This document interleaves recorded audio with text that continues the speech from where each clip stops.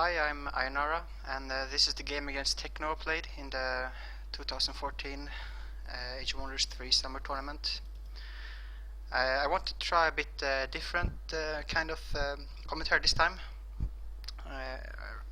and explain a bit more everything I do on a more basic level, so someone that's a bit more new to the game might understand what I'm doing. A bit of background to the game. Techno had been playing Abed a bit, and I didn't really know much about him, but from what I heard from other players, he seemed to be a strong player, quite aggressive, rushing a lot. And looking at the past games he played in the tournament, I was thinking that he would probably go Dreadnought. I don't remember exactly what the other options were that I was considering, but my plan was to pick a high elf archdruid and try to exploit the bad scouting and movement of the Dreadnought by having a lot of hunters and flying eldritch animals out on the map, attacking his spy drones and harassing his weak points. As Dreadnought, I think it's a bit difficult to play against that kind of style. You kind of have to do a blind all-in, maybe just go somewhere with all your troops and hope for the best, or maybe try something new, buy some maybe a flying tier 3 unit from an inn or something. But going into the game, I had practiced the matchup a couple of times and I felt confident that it would work out in my favor. So the first thing I want to do when a game starts is I want to get a good look at my surroundings and also fight one battle to get some extra Empire happiness. Depending on the first hero I recruit, it can also change a bit what I want to go for in the mid game. A warlord I usually build like a fighter and doesn't really change much. I just have it in my main army. I like having an extra cavalry in my main stack. You also get one cavalry as a scout, because two cavalries help each other because they both charge in fights.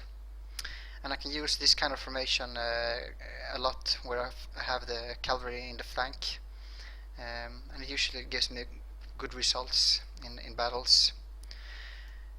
The damage units, I don't really have any way of healing them, so I send them out scouting while I try to decide what I want to do with the rest of my units. I get a bit lucky here gaining a builder's hall. That's usually one of the first things you want to build in your capital, since there's not really a shortage of money early on in the game, because you always find something scouting. I mean, it's not always, but usually. I go for seafaring as my first tech to help my scouting, but when I see this knowledge scroll, I decide I can go for the hunter and eldritch animal instead. Usually I need seafaring to use with my fast summon animals, which I start summoning because that's like the best thing, usually regardless of what else there is. Having some extra troops is always nice in the beginning. But with the knowledge scroll, I can use hunters and get them out quite fast, especially since I got the early builder's hall and eventually the eldritch animals. And this also helps me faster reach my mid-game plan of using the hunters and eldritch animals to suppress him. Looking at the minimap, I see that I start quite far to the right and in the center, so usually this means that we both start on the east-west axis, and it's quite a big distance between us. So I will need to be quite fast in moving my troops close to him.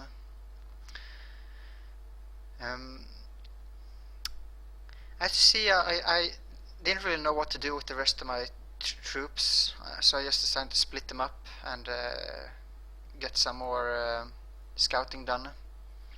Usually what I look for here is cities, dwellings, inns maybe, depending a bit on what kind of army I have. All of this can help me choose a path to take in the game.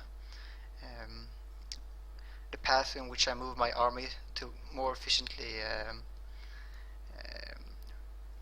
get as much done as possible. Usually things like what's in the path helps me make these decisions, like if there's gold mines or other stuff I can clear on the way. It's also important to find the 2 bandit camps that usually spawn close to you and see if you can clear them out or what your approach will be regarding to them. And here I see I have a bandit camp with a berserker. That's a bit more difficult to clear out without losses. So what I might want to do is just leave it be and move around using large stacks and not have like single units going around alone, because they will be picked off by the bandits or scoundrels. And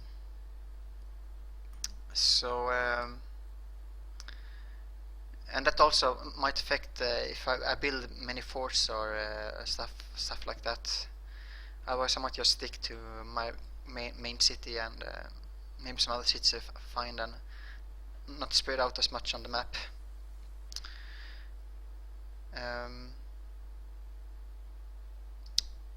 I might also just try to get some fighting done if I can, if I have some troops for it. You also want to use your troops as much as possible all the time, either scouting or defending or fighting. Units that stand around without a purpose is they're useless, and they're the main tool you have for getting ahead in the game.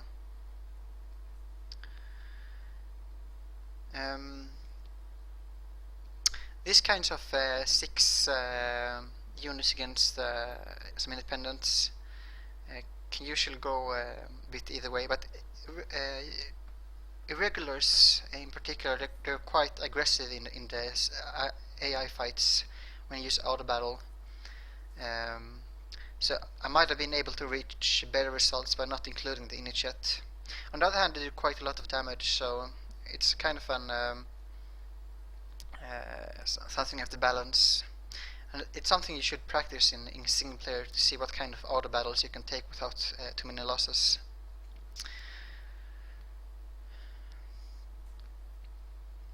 Usually the roads help you scout, because they always lead to either an inn or a city, which you can quite easily see by following the roads. One of my concerns early on here is that looking at my starting city's treasure sites, I don't have any mana node. So if nothing else changes, I will be a bit starved for mana. I could only use hunters to do my plan, but if I can't find any other mana, it will be a lot less effective. So I'll either have to build a fort somewhere or find a city with some mana nodes. I could also build a shrine, but High Elf's shrine isn't as good because the support unit isn't that useful in auto battles, because it doesn't heal, and sometimes it goes forward to stun and dies on the way. Here I decided to take a risk. Scoundrels start spawning from the bandit camps on turn 4 and onward. Usually they have all spawned by turn 6, the latest. So I decided I'll try to clear out the bandit camp before they spawn. Unfortunately I think I lose Dire Penguin, which is quite a nice scouting unit because it has swimming. But sometimes you need to take these battles even though you might lose something, because it's at the right time for you to take that battle, and you can't you don't have time to wait around and do something else. Usually when attacking these scoundrel camps, you can lose faster units because they charge forward and attack the gates of the bandit camp. You can see it usually if you look in single player and watch the auto battle after it happened. And this isolates them from the rest of your troops while they walk around trying to get in. So it's quite easy to lose cavalry units or heroes attacking these camps, and sometimes if you're unsure what's going to happen, it might be a better idea to just let them run if you have the option. Having a stack of range units, especially longbowmen or flamers, is a nice idea.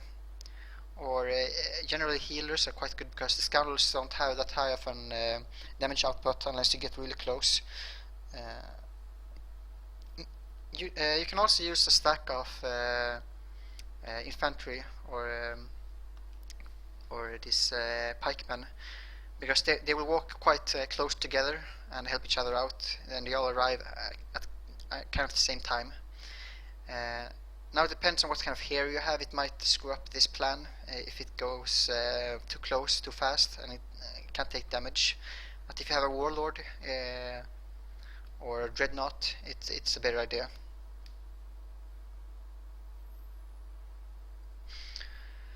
So here I have some mana nodes, so ideally I'll want to clear them out. And here I have a nice spot for I can build a fort and get some extra knowledge out. I probably, if my game goes good, I won't need that, but it could help me transition from a failed mid game, or let's say I didn't really accomplish as much as I want to, into a stronger late game. I think if my plan doesn't work, I manage to repel it by some way, I could try to go for summoning gargantuan animals, maybe. Or maybe some shamans, depending on if he goes for machines or what his plan is. Shamans isn't that good against machines, but against musketeers it could be maybe alright. These camps are quite difficult to attack as an high elf, because all these reed serpents, they shoot blight damage, and I think it's a water node. It heals the units as a battlefield enchantment. So while I thought it might have been a nice battle for me to take with the two cavalry and the hunter, that I lose some unit here isn't entirely unsurprising. So even though I have an bandit camp on the other side of my city, I think I can still build some forts here without having too much trouble. I only have to build some extra units to defend them just in case. And there I also find an inn, which might be useful for me, since I will get a heal on my archery on level 3. I like to go for some extra range damage, because the archer is quite good on using the longbow in auto fights, so that will help me fight better. Another option is taking the free movement. If you find that your opponent has a lot of scouts nearby, you can use that to catch him out, especially when you get swimming on level 5. And you can also use the main leader to get those extra moves in while you move your army, so you can attack it with only the leader, while the rest stand still from the square you're attacking from.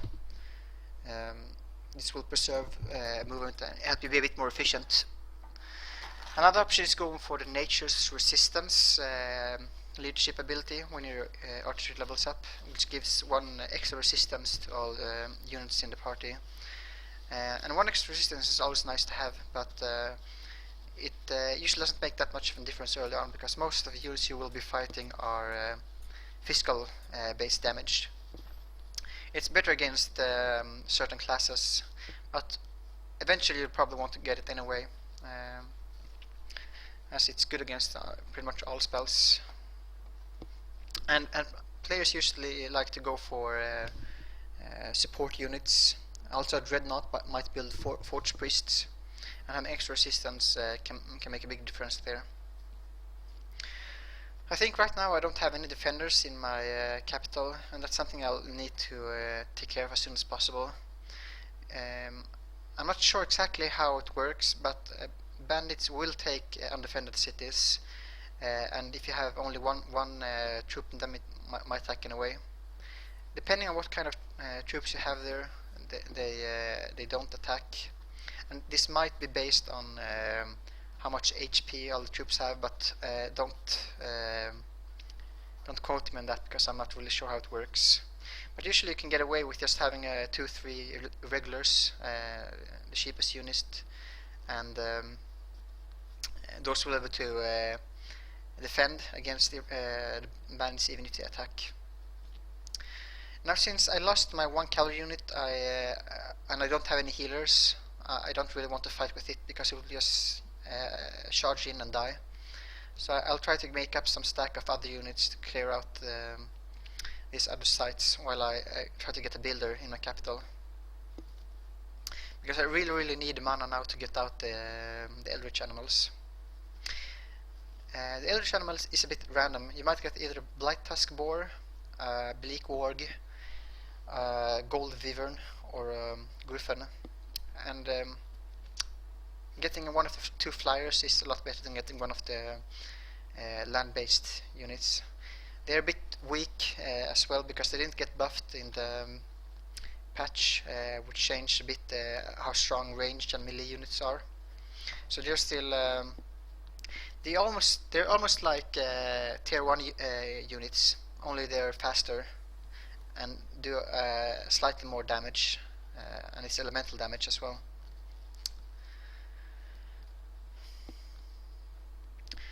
Also, expanding like this is a good idea when you're starting far apart from each other, because it's more difficult to quickly rush and be aggressive. So you can go a bit more for economic boosts and a bit later fights. Now I got a Blight Tusk Boar, and if I still had my cavalry close by, I could use it maybe to attack with them together.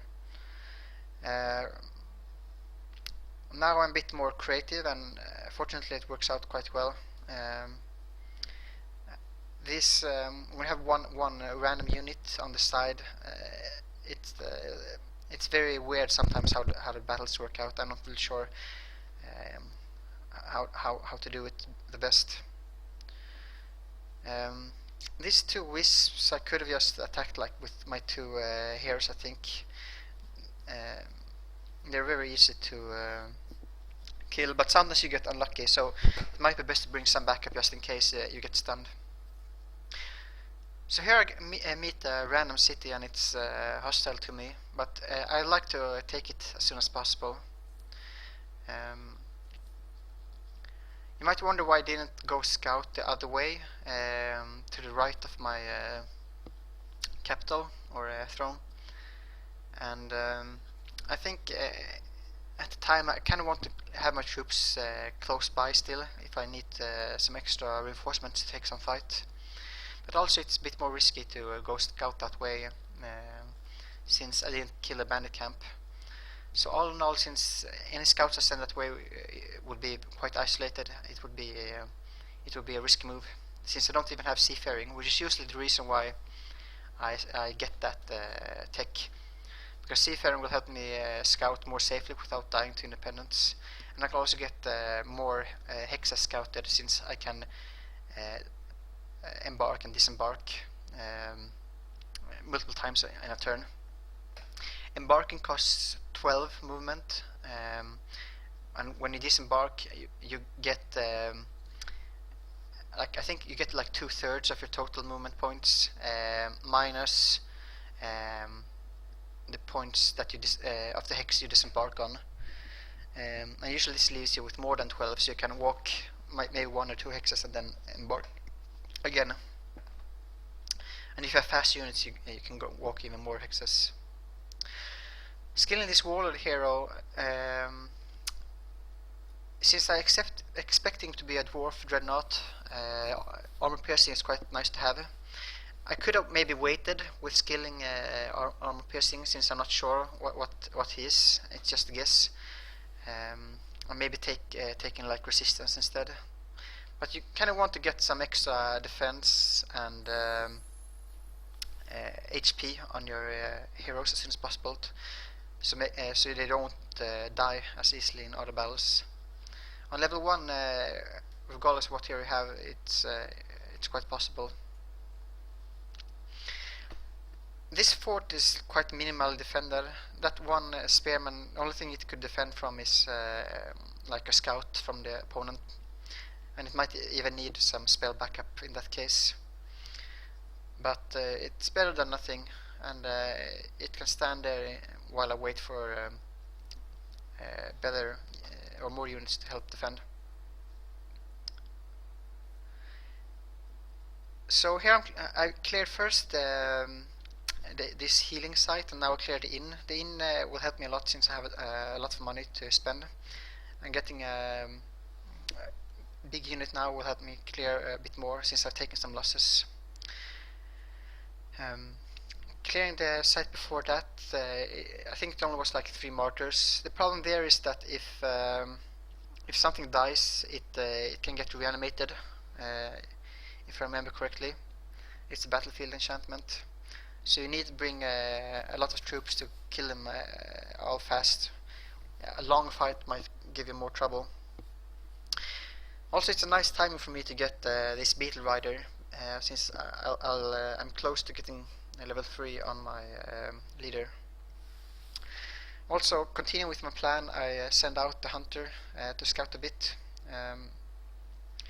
Even though if I didn't have that plan, I'd probably still send it out, because I need to get some scouting done and see if my prediction was right, what he was playing. As soon as I meet him, ideally I'll want to declare war. In this game I forget to do that. If you don't declare war, you might get screwed when you attack a unit, because then you get a pop-up like, do you want to declare war? And when you get that pop-up, the opponent might have time to move away. Declaring war also gives you some evil alignment points, which if you're fighting the way you should do, and taking all fights for the XP, you'll be aiming to get the pure evil alignment, so you can get the Festival of Evil random event that happens when you have the pure evil alignment. That festival gives all of your units 5 extra HP and good Slayer, and that extra HP can be crucial in a deciding fight. Now, since I saw he had a spider somewhere, I'd like to find it with my hunter, but unfortunately I don't. I think it's like 1 hex further in the mountain. I saw from his replay, I think, Bloody Battlebrain uploaded it on his channel. But the rest of my army moves towards the hostile outpost, human outpost. You might also have noticed that I haven't taken this cartographer's tent. I usually like to wait with them a bit, so I can get some scouting done. That's more difficult to do. Usually I can find any cities that's close to me without using the tent. And maybe if I don't find any clear goals nearby, if I don't find any inn or cities I want to go to, I can use a tent to see if I have some other close by thing that I missed. In my throw now in my city, I think I decide to go for some extra units. I need to get some more defenders out in these forts. And here I can build a fort to get both the mana node and this healing site in range, which after he has recharged will give me 10 extra knowledge a turn, which is quite a nice boost. I think that the first 10 knowledge you get in the game are the most important, since you go from 20 to 30. But yeah, since I have 2 forts now, I'll need some extra defenders, especially since he knows where I am now. He might send some raiding party or some spy drone attacks. Multiple spy drones can attack single regulars defending, especially if he has some spells. He can just nuke it down if he has enough casting points. I also decided to research Seafarer now, because it's also nice to have to catch out any scouts he parks on the water, or if I need to move fast somewhere with my main army, I can use the waters. Since walking on the or sailing on water only use 3 movement points from the different from the basic 4 you have on most squares, unless they have some kind of terrain on them. Now, since I have Beetle Rider, I send back my cavalry also to fight with. As I said earlier, multiple cavalry is quite nice to fight with.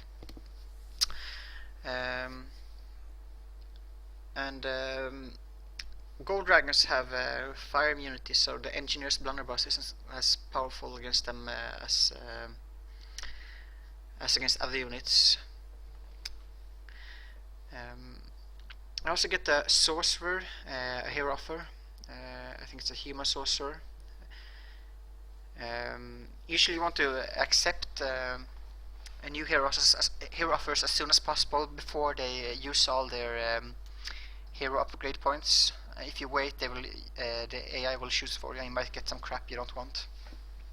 Unfortunately, I don't have enough money,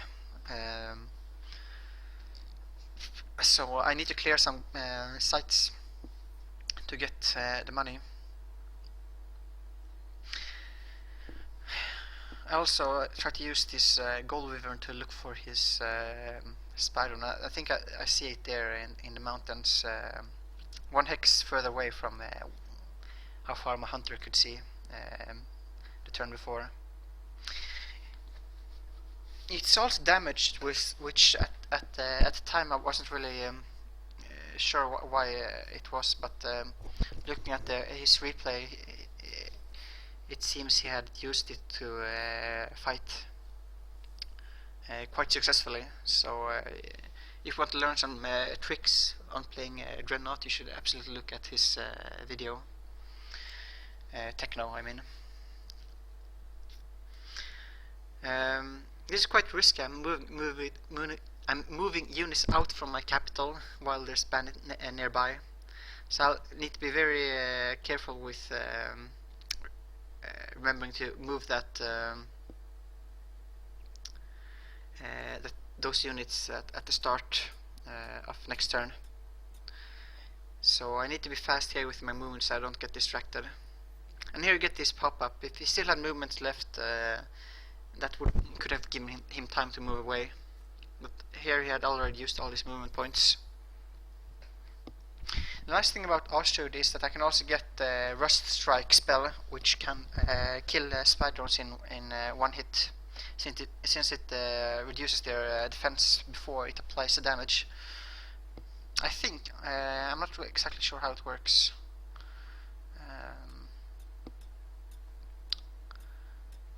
So yeah, I need to move these units fast, which I seem to almost forget. I think I only got reminded of it by since I had to set production. So yeah, I have a bit too many things to do here, and now I see some more bandits coming from somewhere I haven't scouted yet. So I'm in a lot of trouble here if I can't get some more troops out defending my my important points.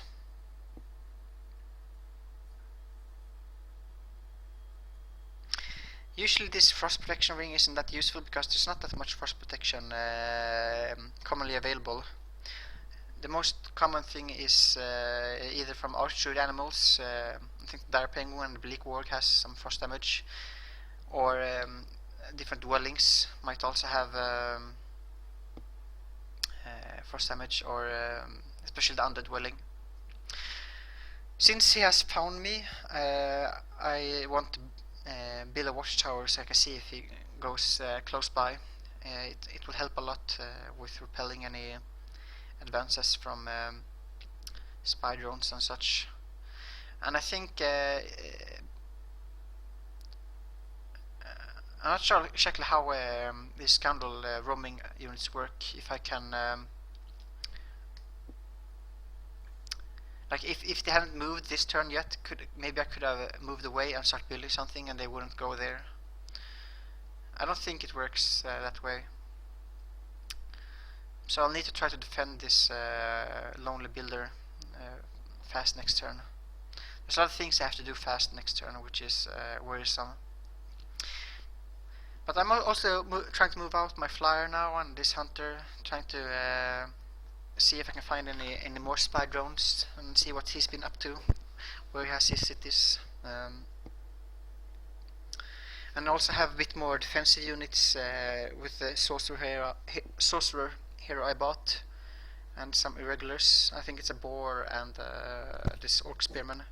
He can help me defend some of the forts or the builder, while the rest of my main army moves towards the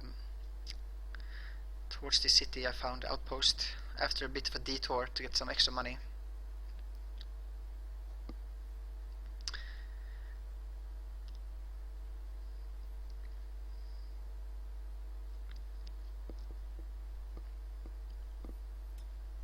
Some other options could be to go north for that city that was revealed by the cartographer's tent, but it's a bit further away. I might as well go for the ones that's more known and closer to me.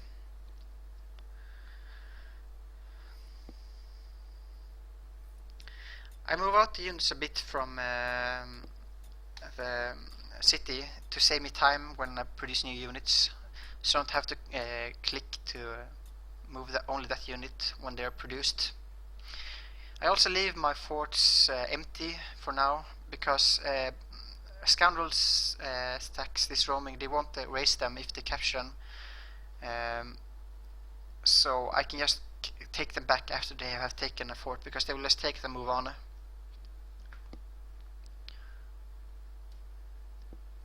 It's more important to have my units stick together and not be attacked. I move out the hunter because hunters might try to move in for a befriend animal, and that can get them killed because they don't have that much HP. And I don't think the risk is worth it, losing a hunter to possibly gain one of these units. On the other hand, getting a shock serpent or one of these zephyr birds could be quite good, because the birds can scout quite well, and a shock serpent I could use maybe to level up if I'm lucky, so I can get a tier 4 serpent. It has the evolve ability.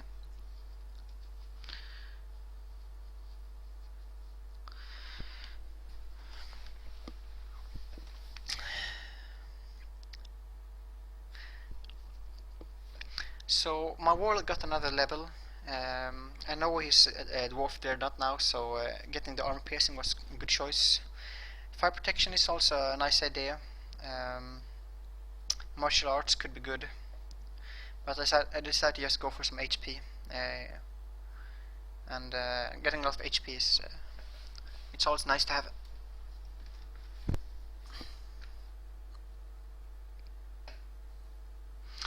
This is a bit annoying. I think maybe if I was a bit more efficient with my army here, I could have attacked this city this turn. I'm not sure if I do it. I think I probably wait one turn to get my build rider there as well. Another annoying thing with these roaming scoundrels is that if they stand like this right next to your city, it becomes very unhappy. And you also get the production penalty because you have enemy at the gates. So if you have enough defenders in your cities, they won't go this close. I think I'm like right on the edge, so it goes this close but decides not to attack.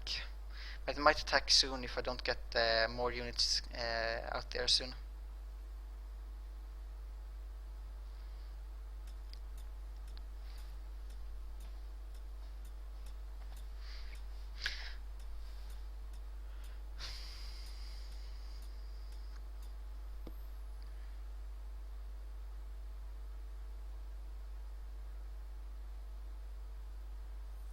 So everything here is very tight, balancing on the edge of my gold and mana income. I'm not getting much, but getting this extra city will help me a lot with my income. And as I clear more sites, also I get these one-time boosts that will help out. Attacking cities like this, I like to use one or two single units attacking, while the rest of my main stack is to the side and get brought into the battle. If you look then in the tactical battle, how it sets up is that my main stack will have a bit of a free path towards the walls with more.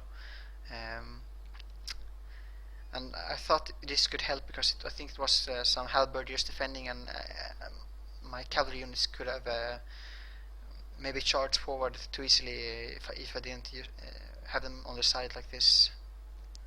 But it's difficult to predict how auto battles go.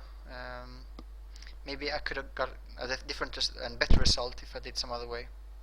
So these are mostly just guesses that come from watching a bit of auto battles and seeing how they work. But anyway, losing one, I think it was like one swordsman, isn't that bad.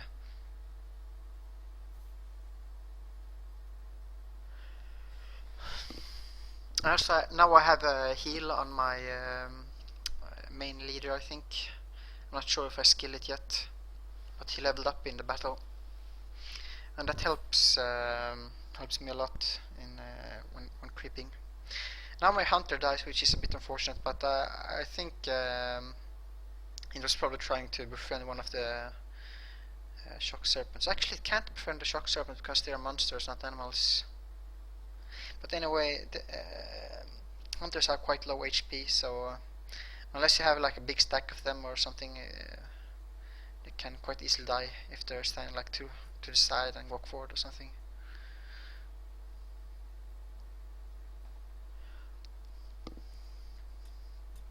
What I find is that mixed armies usually have some problems creeping. It can usually be nice having a lot of the same unit. Like if you have a lot of flamers, a lot of longbowmen, they destroy the enemy units before they get close and do any damage.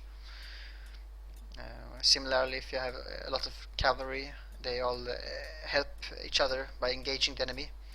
So every one of them can't be ganged up.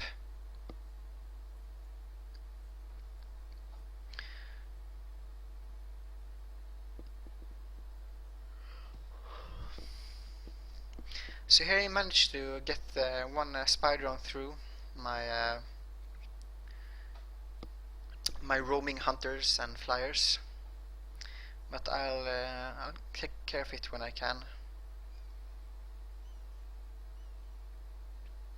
I also make contact with the city I found with the tent.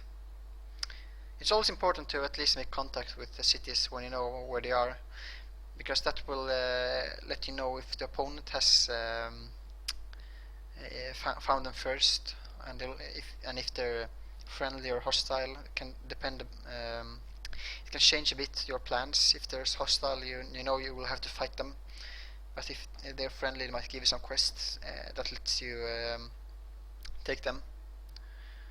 And if you haven't met them, they can't give you any quests as well. A neat trick you can do is you can open the diplomacy window of your opponent, and there you can see if he has met the same cities that you have. You won't see if he has met any other cities that you haven't, but it can still give you some kind of idea of where he has moved his scouts and where they might be now.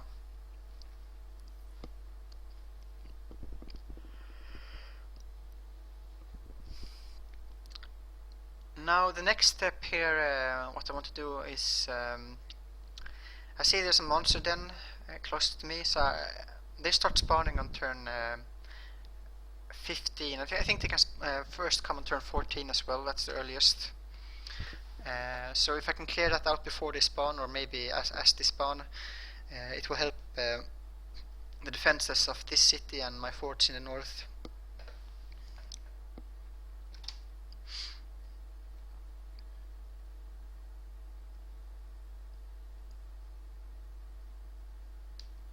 After that, I'm not really sure. I mean, I have to scout to see where I want to go.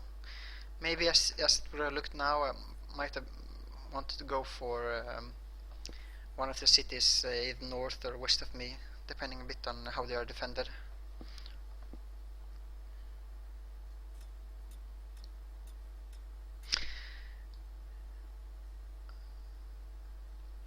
I'm not sure building a hunter here is the right choice. I might have been better served by trying to build a secondary creeping stack with this sorcery hero faster, so I can take care of these scoundrels and maybe take out some scoundrel camp as well. The hunter is good for sending at my opponent, so I think that's the idea, but we're quite far apart, and I'm not sure how much I can do, but it's difficult to say, because right now, since we're so far apart, my initial plan won't be as effective as I thought. Using the flyers is a better idea than the hunters maybe. But these kind of things are quite difficult to say what is the best, and it's something that you learn with experience to make these kind of judgment calls of what to produce and so on. But here I managed to kill one spy drone at least, according to plan.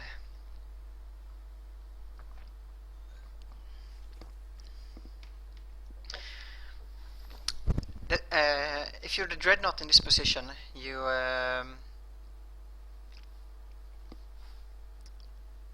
might want to try to get some spell on the Griffin and then hope that explosive death can do the rest, but you really need to do a lot of damage. As you see, the explosive death here did 16 damage, and the Griffin has like 48, I think. Now I see he has a Griffin Rider of his own, but for some reason I managed to move out of his range. Like he's not attacking me with his boons, just standing right next to me. So I'm not exactly sure what's going on there. Maybe he didn't really see me or something, and that's why he might have misclicked. And here I get another Griffin. I'm getting quite lucky now after the initial Blight Tuskboar with the randomness of this spell.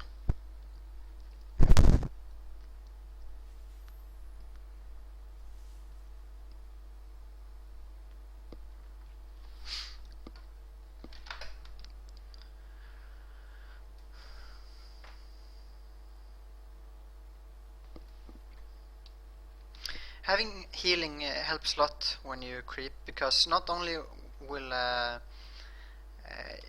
the unit with the heal walk in the battle and use it in a tactical battle as much as possible, and it will be used every battle, because units always take damage charging forward and taking retaliation hits and stuff like that.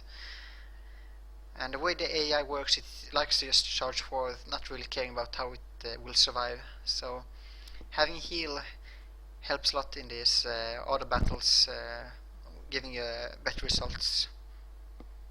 The other very nice thing about having healing is that every turn, when you press end turn, the unit with the heal will use it on a damaged unit in your stack without you having to do any fight or something. It's like a 1 per turn extra heal you get above the normal national regeneration rate of 6 HP a turn that most units have. Heroes and Draconians have fast healing, so they get 12 a turn instead. Anyway, so my plan is a bit more difficult now that he has a Griffin Rider that can help defend his vulnerable units. You can also use it to be a bit aggressive and try to harass me, attack my weak points, but a Griffin Rider is a very expensive unit, and if I ever manage to catch it and kill it, that's a huge victory in my favor.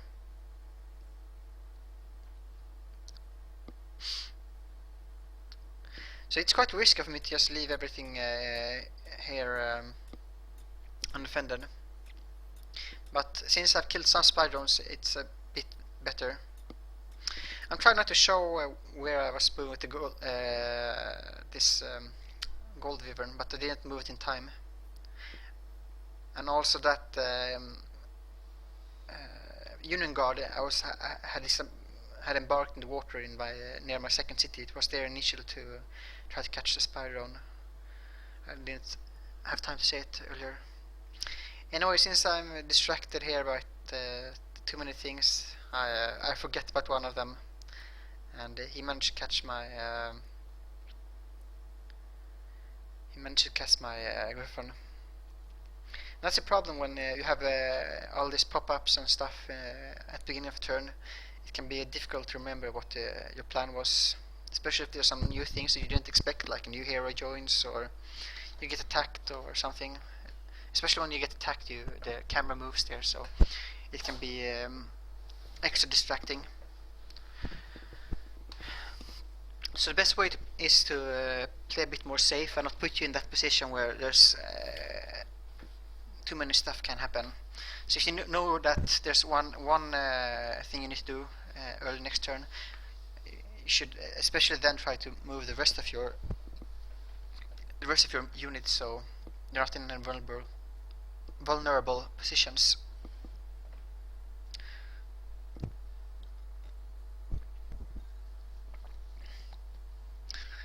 Anyway, as you see, one of the Roman scoundrels here, they took one of the forts.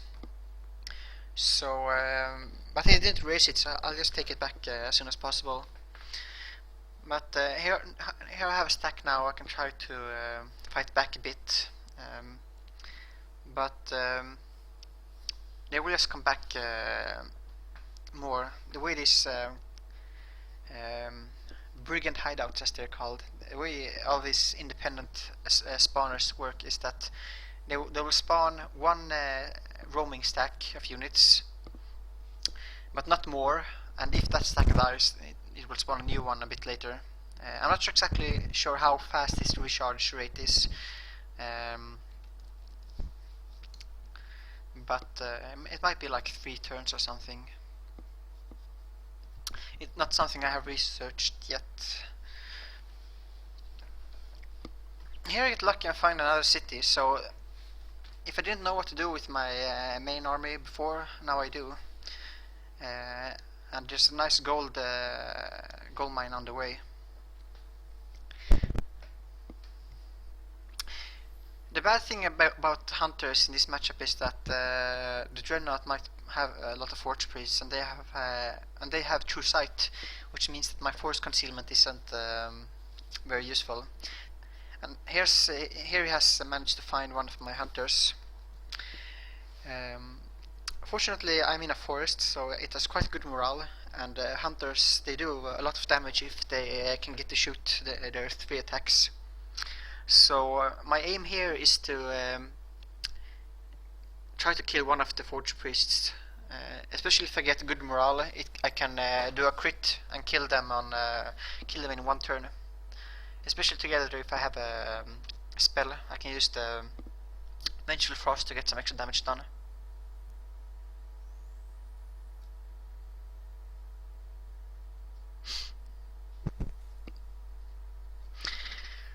But I don't really want to attack into a defended Forge Priest. What I want to do is to let him get close to me, since he's the attacker, and do 1 or 2 attacks. And then when he's not in defend mode, I can use his normal defense stat and do some more damage. Because when he's defending, he has a lot of defense. It's 15, and I won't do that much damage. And since he attacked me, if he wants to win this fight, he'll have to do some damage before 5 turns have elapsed, or he will retreat. That's the way the game works. So here he had the opportunity to shoot one attack on me, but decided not to do it. So I know I have this psychological advantage now, because he won't do that. I can stand in such a position where he can attack me once, but he won't do it again. But at the same time, he has a timer on himself, so he'll have to do something soon. So I'm trying to use that timer against him. You can see these are fresh forge priests. He doesn't have any temple. He just built them, so they're not as strong as they could have been if I had been creeping with them, or in some other way got some more levels.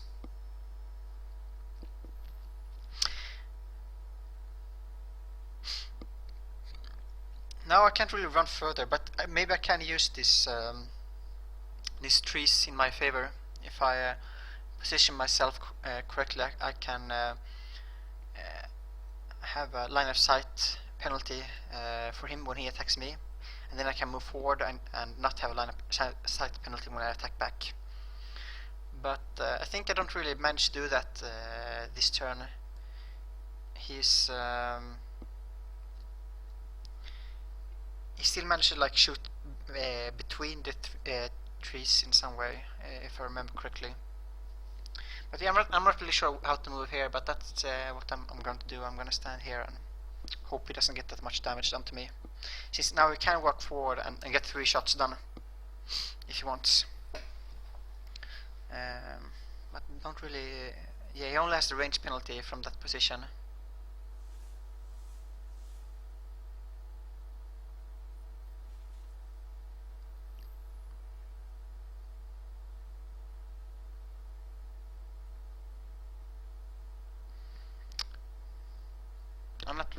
As you see, I'm not doing that much damage to the defending Forge Priests.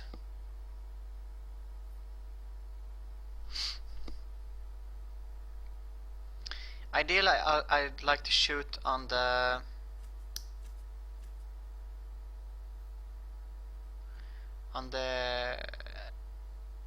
non-defending Forge Priests, but here is the side to shoot for the one defending, and I get lucky. I get good morale, so I crit and do 8 damage to each shot. But I'm not sure. I think it might have been a good idea just to run here. I'm not sure.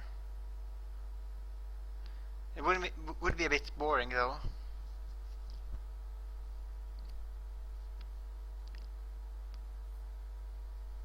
I think he could maybe walk. No, he has already walked 1 step forward, so he could walk 1 more and then get in range of me. Since he has the most damage when he's 3 hexes close. Instead, he decides to use the full health Forge Priest. I just do 1 attack with it. I'm not exactly sure. Maybe I could have moved it back. I still may be able to shoot through the trees. But instead, I walk forward and play it safe, because I can. If I stand right next to some obstacle, I can shoot through it and not get the line of sight penalty.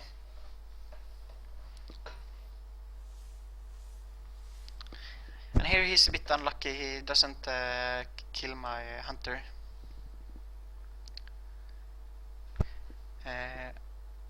So I has to use a fireball instead. He could also have used the fireball much earlier and probably not lose the first Forge Priest. But anyway, I managed to do what I wanted and get a trade. So even if I lost my hunter, I still managed to kill a unit that's worth more.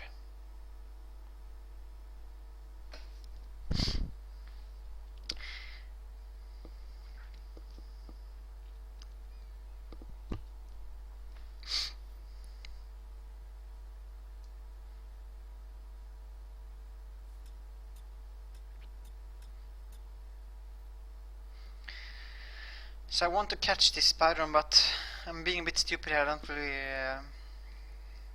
know what to do.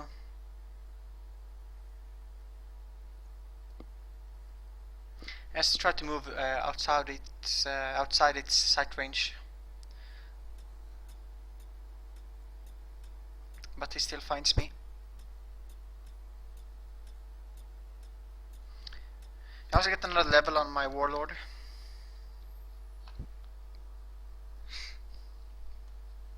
And I think my capital is empty again, but I'm building some initiates, so it will help me with my defense. So yeah, I'm waiting for 15 seconds to pass, and then I'm attacking the spy drone. He still has his Griffin Rider somewhere, but I don't know where.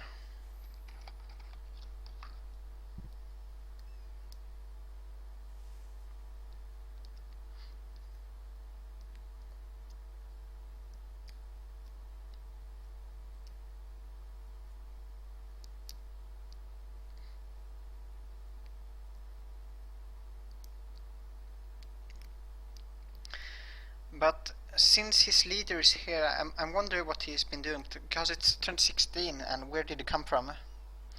I'm assuming his throne is a bit south of where I found him. So I have to try to check where he has been and what he's been up to. Because I mean, you also have to assume that your opponent is doing something useful with his army. So I have to find what that thing is. And here I think I'm just a bit tired of all the roaming scoundrels. I'm just attacking, even taking the losses, not really caring that much. It's probably, I'm not sure if it's the best thing to do, but I just want to have my stuff in peace. I'm also managed to get some more money now, so I could maybe buy one more tier 3 unit from the inn. They take a couple of turns to refresh the inventory, and I don't know exactly how many turns they are. I should probably check that sometime. If someone knows, you can please share the information to me, maybe write in a comment.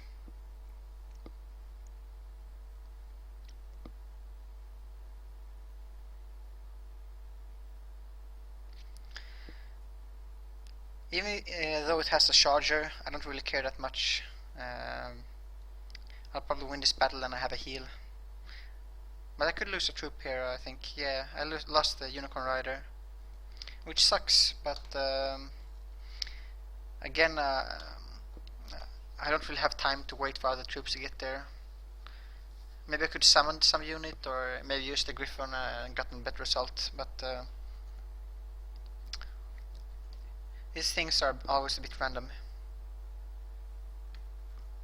I don't think I have leveled my warlord yet. Been busy doing some other stuff. But yeah, now I get level 5, I can get swimming to help me kill stuff. And I think I already got the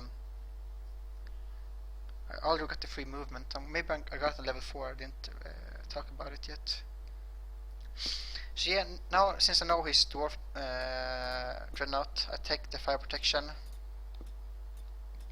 and some other stuff. Just try to do something fast. And actually I didn't have mana, but if I had more mana I didn't have time to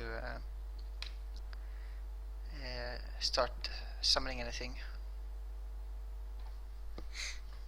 Alright, so I do have some defenders in my capital. I'm also using the big tree graphic in the city to hide them a bit. I've actually managed to catch some opponents attacking my city, not seeing that there's any units, and then I can counter attack since they used all their movement points. So it's just a small trick to make it a bit more difficult for my opponent. So anyway, here I see what he's been up to. He's been going to get this city, which seems reasonable, or something like I could have figured out maybe since there was a road there. And it's also good to check where the roads lead. And it doesn't seem to be defended, but maybe he's just hiding the units like one hex away from where I can see.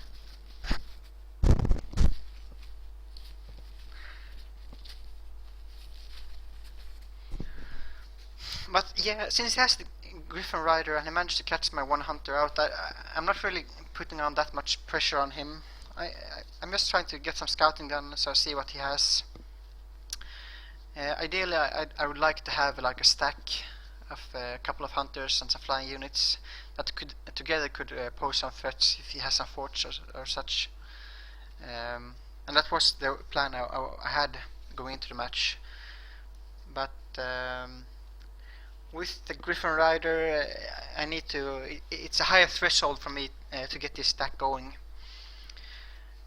And it doesn't really seem to have that many weak points yet, or I haven't been able to find them. But all in all, it's a bigger operation to do to build the units and get them going. I'm talking to that city to see if he has managed to move there yet with his leader stack. If I couldn't open up the talk window with them, it means that he has taken it, and that gives me a pointer to where he is on the map.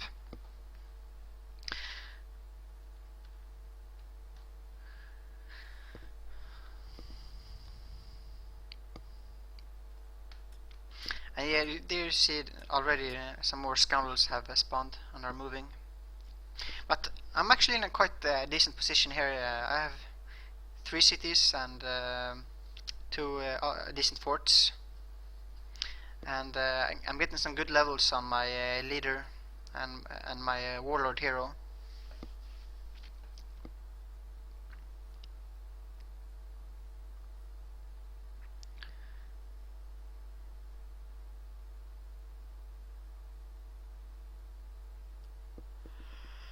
I don't have enough money to buy the knight, but I'm close to it, and it will help me if I want to do a secondary equipping stack with my sorcerer hero. I could also wait a bit because turn 18 is it's close to where third hero will appear, and it could be like turn 18 or 19 or 20 or 21 or something. Both players will get the new hero at the same time. But yeah, I clear treasure site, get some extra money, so now I can buy the knight, and maybe I can try to find where these scoundrels are spawning from.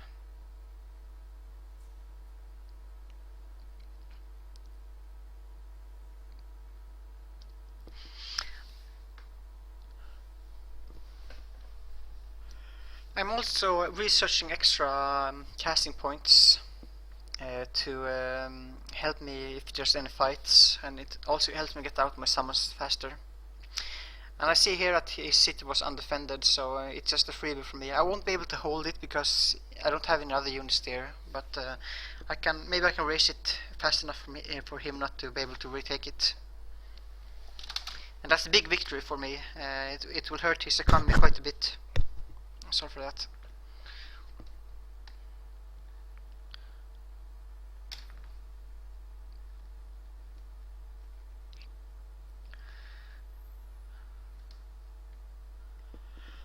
I also built some walls in my my throne city. It's also nice to have some walls. Since I don't really know what he's up to, I have to take some extra precaution.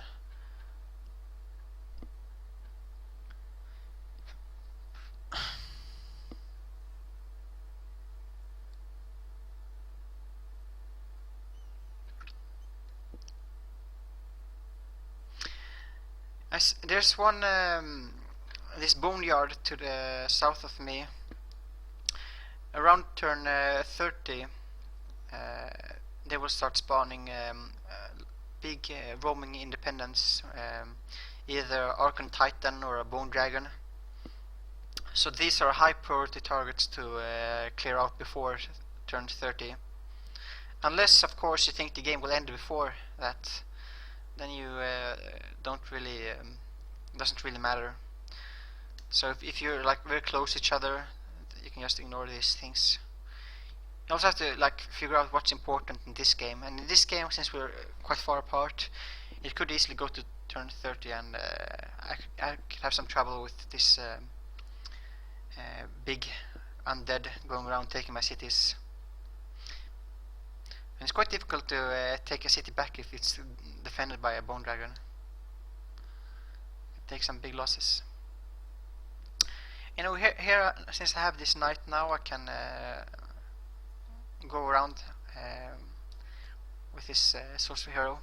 Maybe I can. I see there's one brigand hideout over there, and I also have these ruins that I could clear out. Maybe build this fort I was talking about earlier. I think I built a shrine. I didn't really catch that, but shrines are good for the mana. And as an archer, you need a lot of mana. And that city is quite far off, so there's not really any threats, I think, to it being taken. So I can focus on some extra income.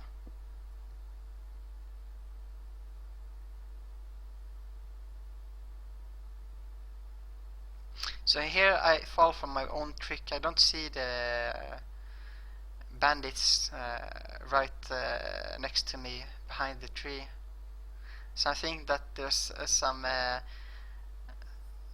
Arctic concealment unit, something maybe. Like he's put a scout right next to me or something. It's a bit of a noob moment for me, but yeah. And I need some more defenders. This is a mistake from Techno. Actually, a big mistake is those production resources. That's very yummy for me. He hasn't been scouted around his throne enough, so he's missed all these goodies that usually spawn around him. Instead, now I get to take them. So yeah, turn 20 now. Hero offers to join, and I don't have enough money to buy it since I bought the knight instead earlier. I could take the gold over here, but I think I prioritize taking the production resource. It's a bit more important to get, and I'm already too late to take the hero before it's skilled, so it's a bit of an all or nothing thing. That's another noob thing I do here. Since I summoned it on that healing spot, I accidentally used it. Shrine to the Guardian Angel, it's called. I shouldn't have summoned the unit on that spot.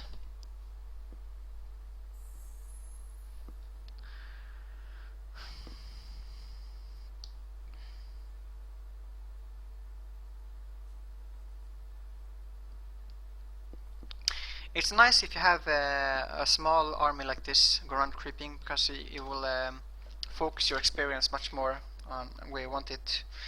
But it's also a bit more risky since there's a higher chance that one of the units might die.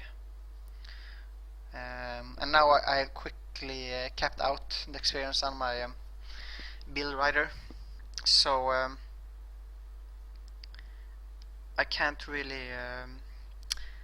Ideally, if I fight anymore, I'd use some other units that's not capped out in experience, but then I might not be able to take those fights. So it's a good thing, but it also has some disadvantages. Because if you're using the gold beetle to fight, you're losing out on XP on the things it does experience that could have been given to other units instead. So there's only a certain max cap of health and units that you can kill. Anyway, with this stack, I could also go and kill the brigand hideout to the northeast of my capital.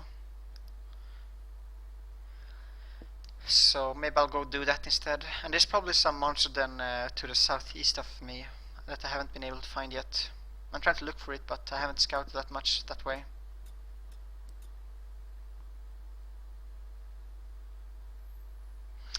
If I don't recruit the hero this turn, I think I only have a short amount of time before it walks away on the next. So I really need to get the gold for it. And I still don't think I've taken the gold with my gold weaver near his throne. So if I just take that, I can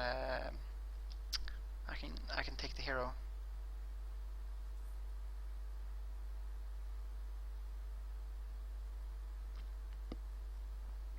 But yeah, I haven't figured that out yet in this game where I'm watching.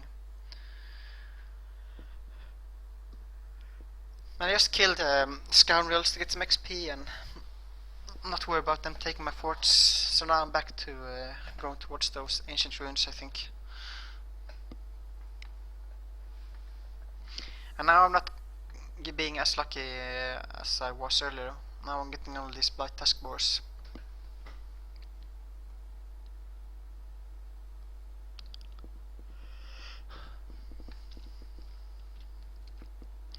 So now try to look what I got from the AI. So I got the lightning rod banner, which is probably useless this game.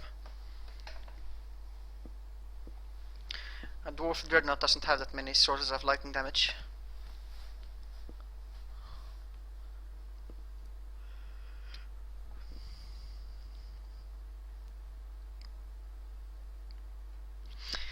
I sent the builder down here to build a fort near the crystal tree. It gives 20 mana, it's quite good.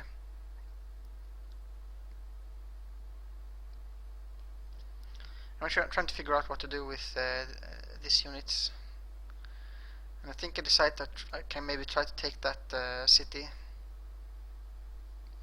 But yeah, I'm a bit low on troops. That's a common theme in this game. I always need more troops. Even though that's like the only thing I've been building in my capital. I build a priest because they're always nice to creep with. The problem is they might die easily, but since they can heal also, they're the strongest non-class healing unit. Or non-hero, you could say.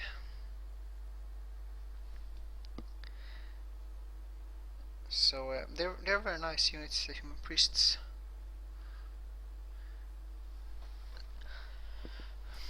And if I summon some small animals, some wild animals, I could maybe use that priest and my leader to level them up, if I'm lucky.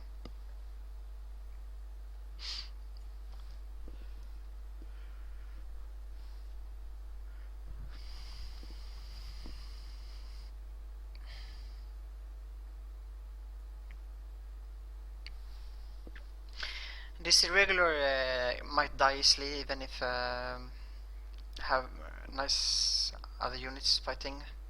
So I'm mismoving it away to make space for the dreadnought here. I think I'll put into that 6 stack instead. I'll use this warg to scout a bit. Since I haven't really seen anything from him in quite a while, I don't really have that much scouts out. And it's like one of the most important things to do.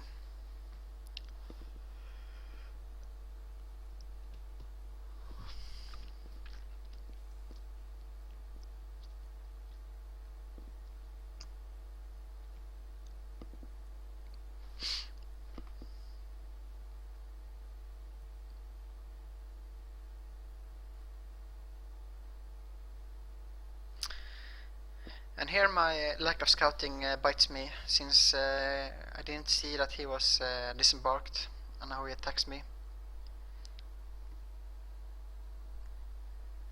The good thing for me is that the battlefield enchantment of this site will work in my favor, since he attacked me. The bad thing is that he has a better armor than me, more units and more experience. But they're a bit damaged, and maybe I can use the battlefield enchantment in my favor. I haven't really seen that many spells from him except I know he has Fireball.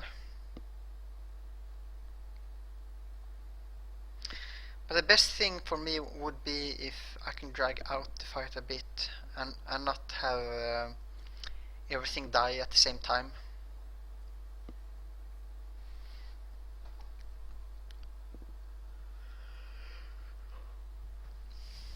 I don't have that much mana. I can't really use all everything from both my leader and from the sorcerer, so I'll have to prioritize a bit.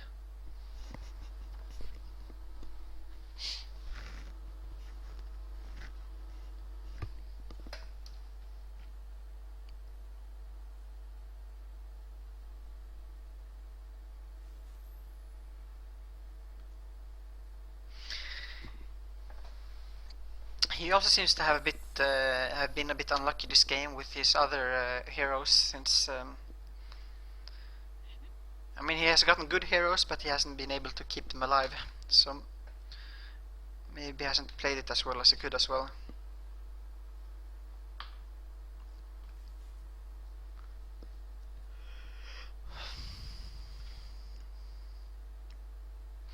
But now he shows that he has Holy Cure, so it might have been a better idea for me to have tried to kill that Boar Rider if I could. Maybe used like a magic fist or something, I'm not sure if I had the ability. I also forgot my swordsman to the left. I should have moved them last turn. I'm trying to decide what spells I'll cast.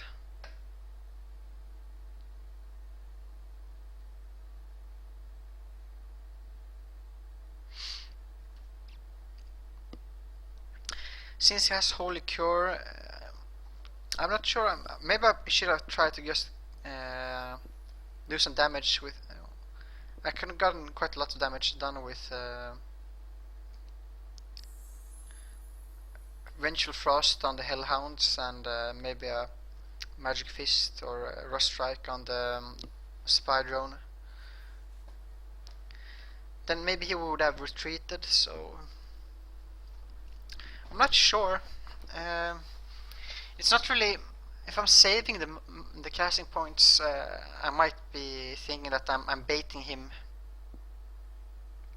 to like he'll walk a bit close and then I'll unleash my spells, but that won't really work because using spells is quite slow. I can only do one a turn. And now finally I remember I have a swordsman as well. Anyways, I think I might have been better off just using my spells from the start, not focusing on buffing anything, but just casting the Vengeful Frosts on the Hellhounds and try to kill the Spider at least.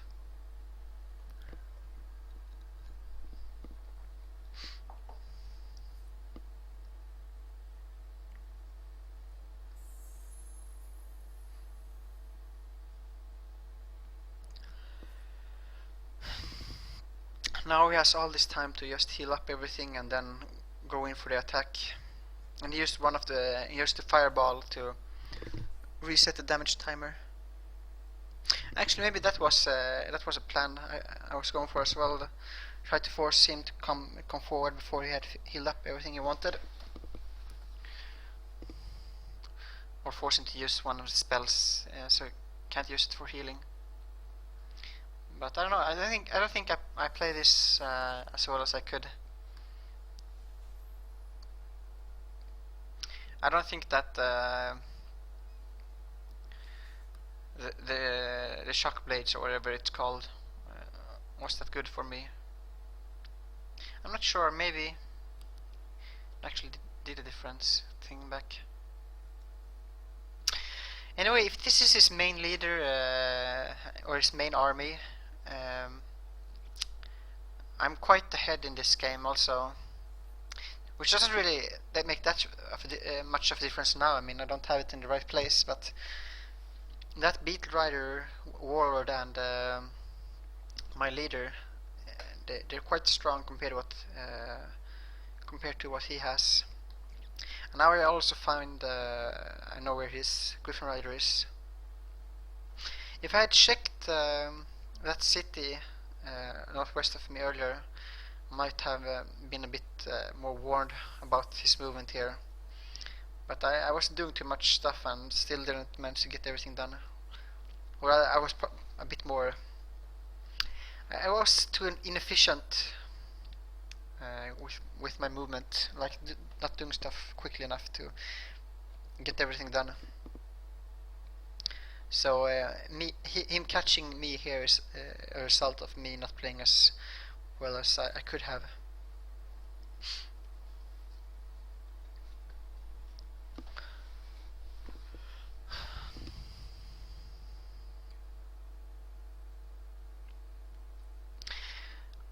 My knight is the unit of that I have that can do the most damage, but it doesn't really have that much health. It's a bit damaged, so try to not let him initiate or like start a fight by killing my knight. Maybe he could charge with the Griffin Rider and use a musket or something like that. Maybe use the Boar Rider as well.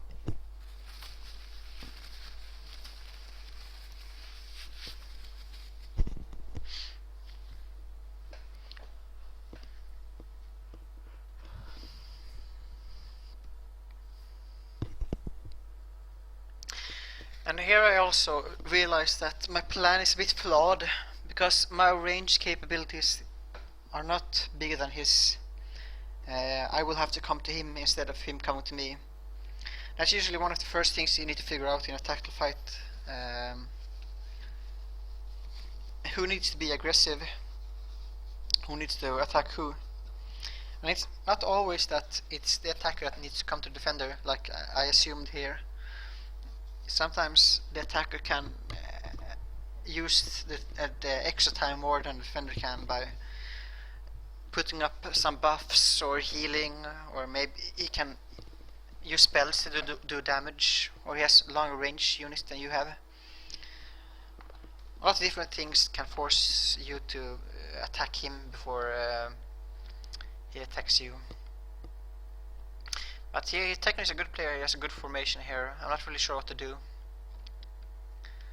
And I'm seeing more and more the error of my ways.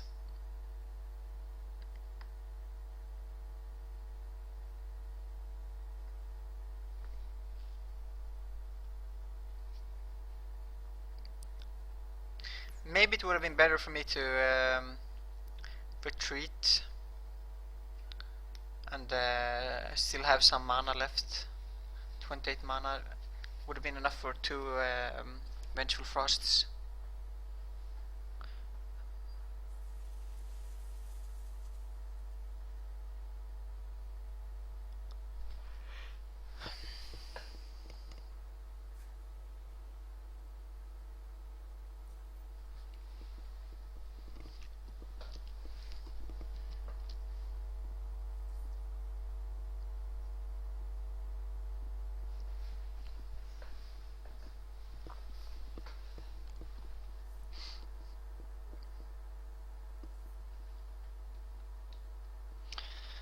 But I'm not really sure what to do here.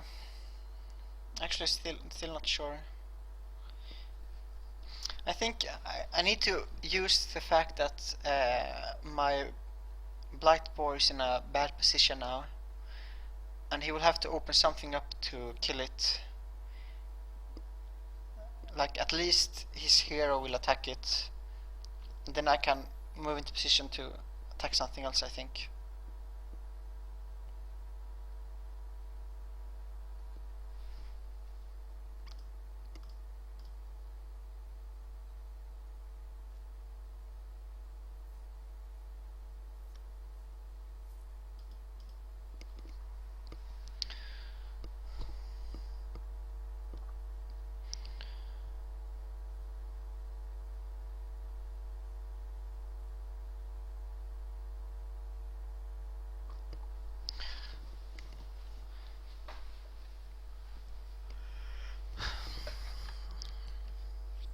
Not really sure what to say here.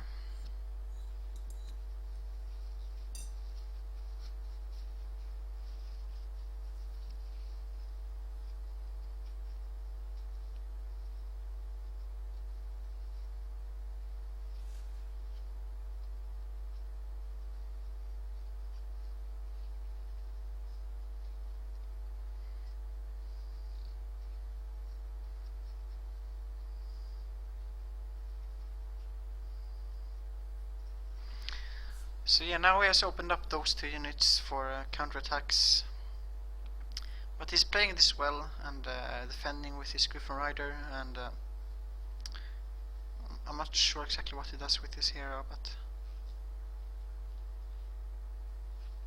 he's not leaving much many openings for me. Except now my knight can walk 6 hexes, so I can charge behind his leader and do flank damage as well. So if I had a bit more mana, I might have been able to kill it this turn. with Vengeful Frost, maybe some attacks from my sorcerer, or I could also walk through an attack of opportunity from the Griffin Rider, maybe.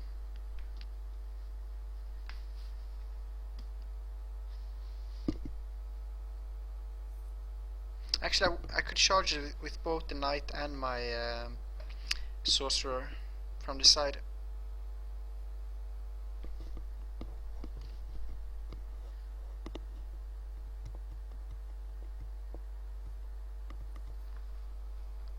And then put my swordsman right next to them, defending. Could have been a nice idea.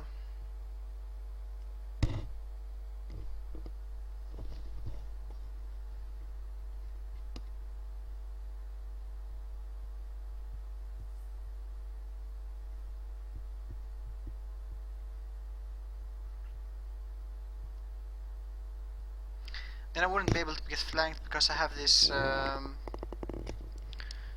this pillar behind the knight as well. If I go to that position, I don't really remember what to do. Yeah, that's the wrong way to take.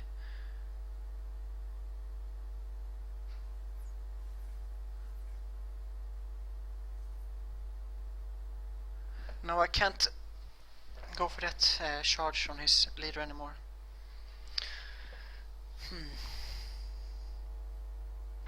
But what to do here is not that bad. But I think if I could have assassinated his leader, it would have been better.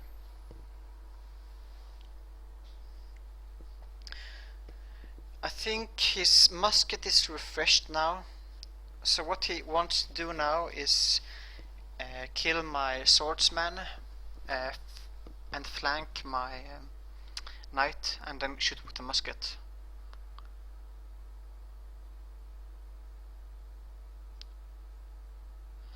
And none of the units that are having killed so far can be reanimated to me. So this fight has been quite bad for me so far. I haven't really played it as well as I could. But then again, now he gave me an opening by putting his leader in a bad position. Unfortunately, I didn't use it as well as I could, but my knight is still in a decent position. And the thing with fights is you need to give your opponent some way to misplay also. I mean, it's not always the right thing to do, but sometimes it's a very psychological game. You can bait your opponents sometimes and stuff like that. It depends a bit on who you're up against. Here he's not doing many mistakes, and he's losing a lot less than what I thought he would.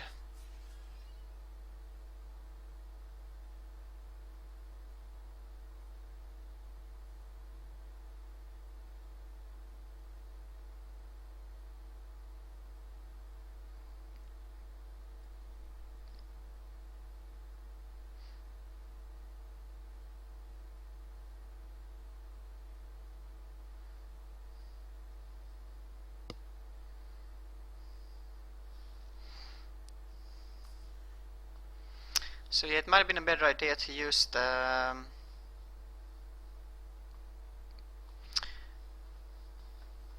Griffin, or actually he has the Hellhound, so he should have flanked the knight with the Hellhound before he moved out his leader.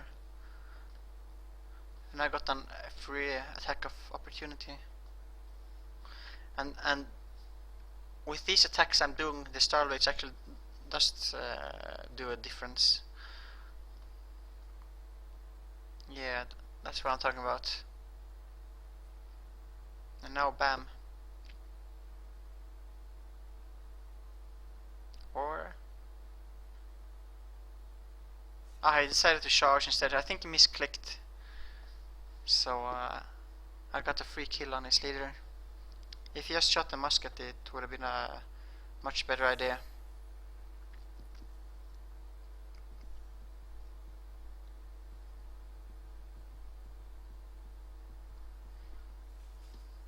But even if he loses his leader, I don't have that much left. My knight is dead, my hero is dead, and this infantry will die quite easily. They're not that good.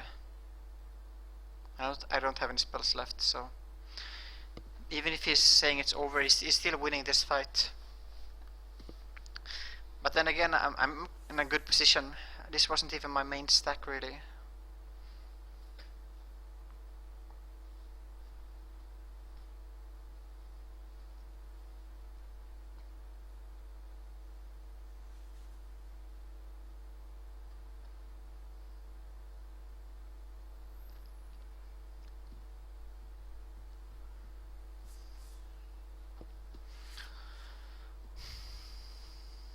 But yeah, we both gave each other a bit more than we should.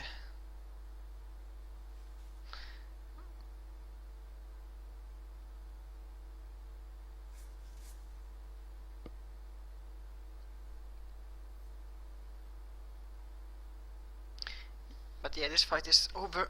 I should have just surrendered here, I think. Because I'm not gonna do that much more.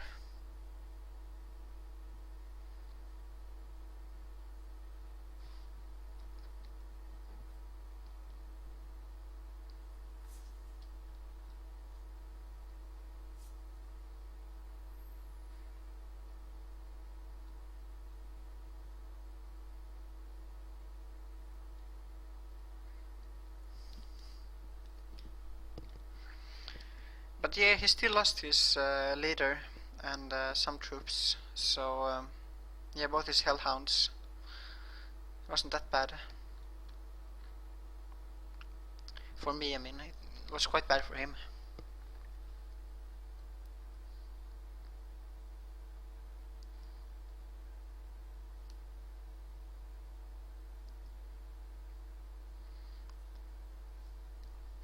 I'm not really sure exactly what I should research here. I think hasty plunder might be the wrong choice. I might just have done it because what comes later on. I might have been after some other empire upgrade. I don't really remember.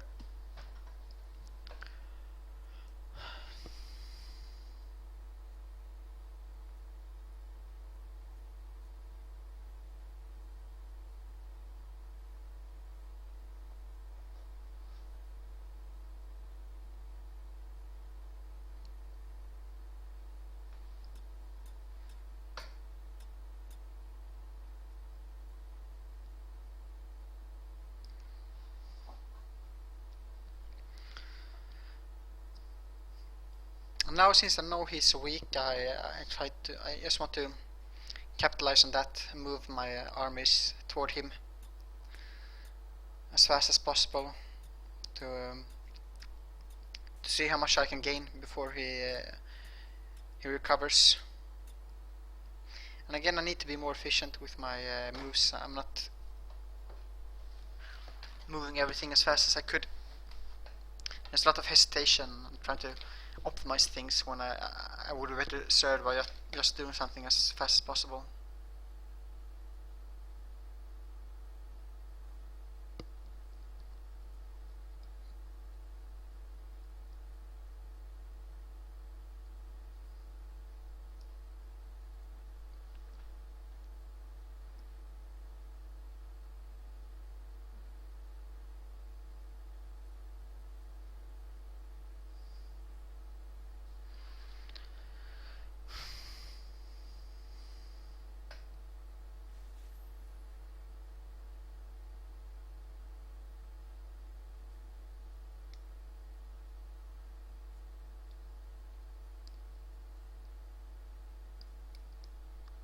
Maybe he could have charged me with both of his cavalry to attack my leader. I'm not sure. I would run probably, and like run in a circle. But yeah, here he assumes I'm weaker than I am. That was everything I had, so he kind of throws away his last units and really gives up.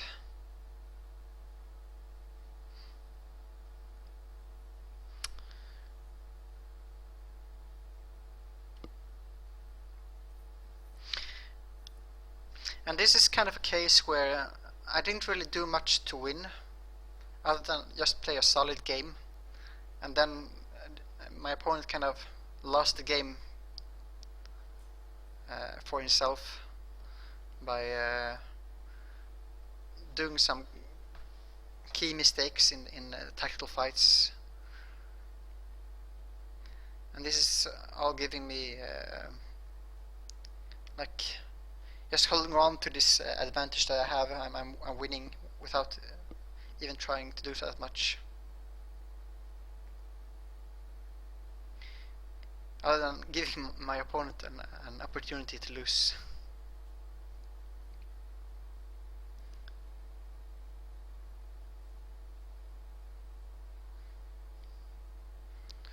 But yeah, it's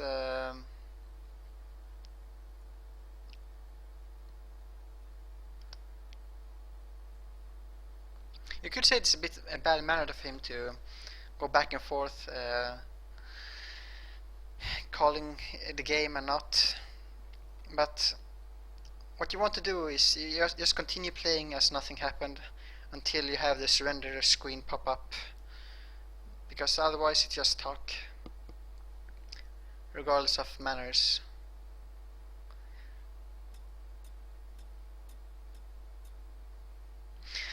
I think one problem with this kind of strategy that I'm playing here is if I'm not scouting my opponent, I can be too passive and let him get away with more than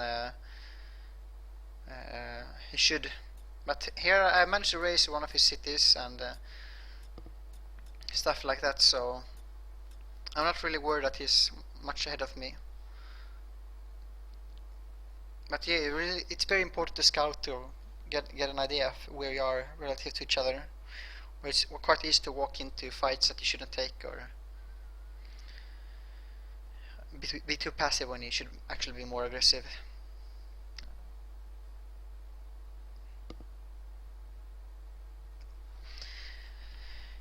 You can watch the game from Techno's perspective on BBB's YouTube channel, and thanks for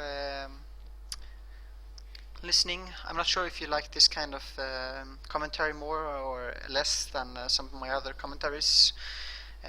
Please give me any feedback. I have a new microphone. I hope it's better sound. It's not really you, it's my roommate's microphone. And yeah, again, this was all improvised. I don't really have a script.